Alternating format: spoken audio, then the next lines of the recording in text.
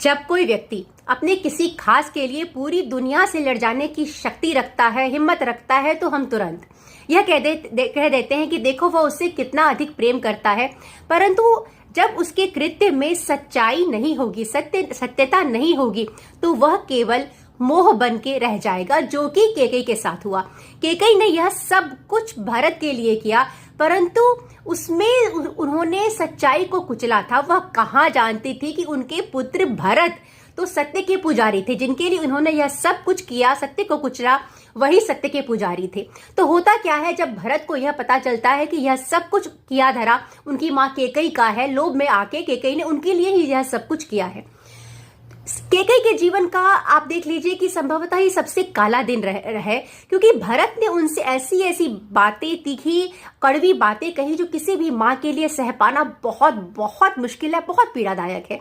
तो क्या कहते हैं भरत अपनी माँ केकई से कहते हैं कि हे माँ, यदि तुम्हें थोड़ा भी यह ज्ञात होता कि मेरे भीतर राम के लिए क्या भाव है, तो तुम ऐसा नहीं करती। तुमने मेरी शक्तियों को ही मुझसे दूर कर दिया। मेरे भाई ही मेरी शक्ति हैं, उन्हीं को तुमने मुझसे दूर कर दिया। माँ, तुमने ये कैसा कृत्य कर दिया, कैसे कैसे कृत्य किए कि मैं इतना लज्जित हूं कि मैं अयोध्या में किसी को भी अपना मुंह नहीं दिखा सकता। वह यह भी कहते हैं कि तुम्हारे ही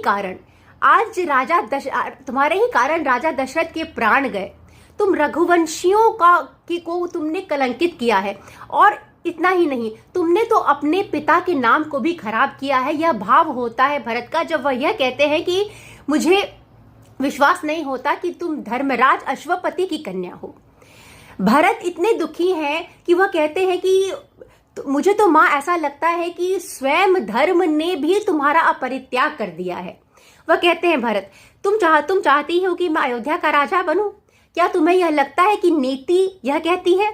जबकि तुम भली भांति जानती हो कि नीति यह कहती है कि बड़े भाई को राजा बनना चाहिए, ना तो नीति यह कहती है, ना मेरी योग्यता ही है अयोध्या के साम्राज्य के लिए। जब तक मैं भैया को वापस नहीं ला पाता, तब तक मेरा पश्चाताप नहीं होगा।